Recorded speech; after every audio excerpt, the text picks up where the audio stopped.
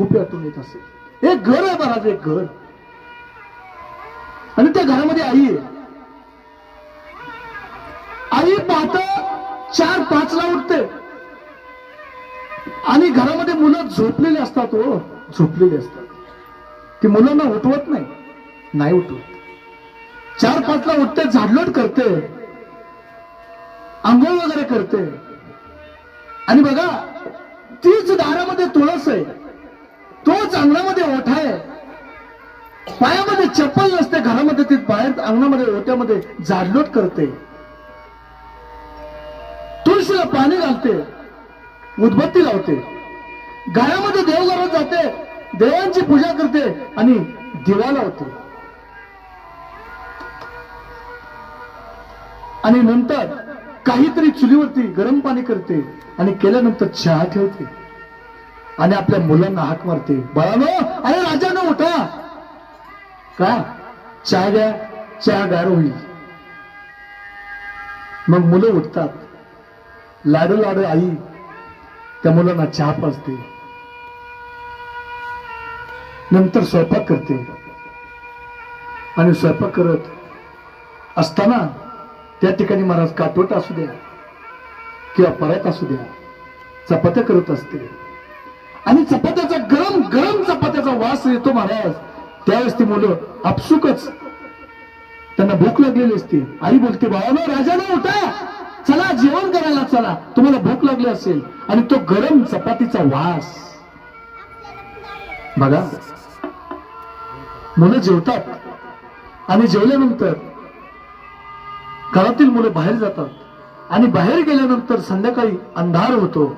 आणि अंधार पडल्यानंतर आज या ठिकाणी नानासाहेब आहेत महाराज. दिवसभर बाहेर गेल्यानंतर ज्यावेळेस ते पाठीमागे आले त्यावेळेस आई त्यांची दारामध्ये वाट पाहत असायची, माझा मुलगा येईल, नाना येईल.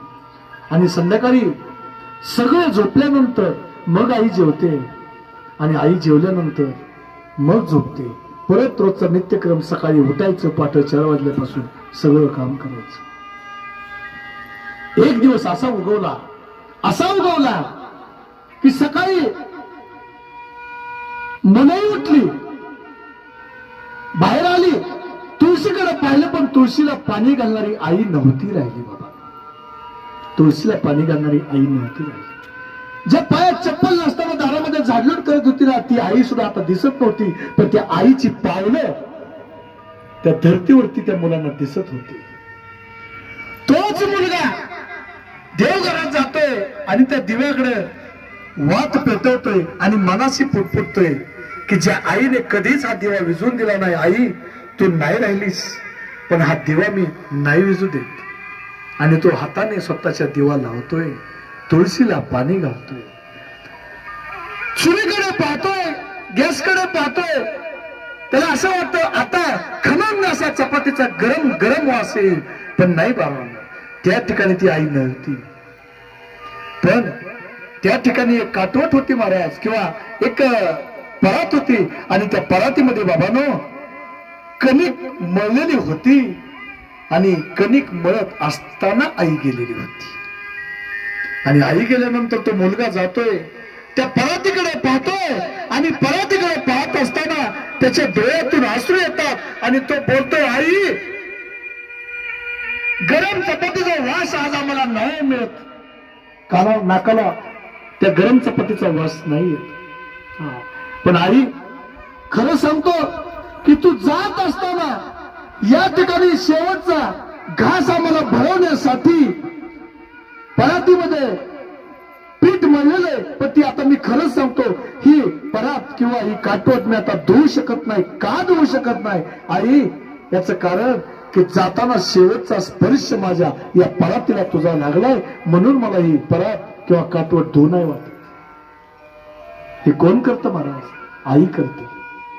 4 दिवस आहेत आणि तोच मुलगा आई ज्या खोलीत झोपायची ना त्या खोलीत गेला आणि सहज लक्ष गेलं आणि त्या उशीवरती त्याला एक केसाचा धागा भेटला. त्या मुलाने तो केसाचा धागा घेतला आणि हातामध्ये बघत बघत बघत आपसूक त्याच्या डोळ्यातनं पाणी आलं. आई आई तू नाही राहिली ग, पण तुझा आणि माझा जो धागा आहे ना तो अखंड धागा राहणार आहे. कसा या केसाचा जसा धागा आहे ना तसा तुझा आणि धागा माझा धागा कधीच मिटणार नाही. म्हणून बाबांनो आज ती आई तुमच्या घरामध्ये नाही राहिली.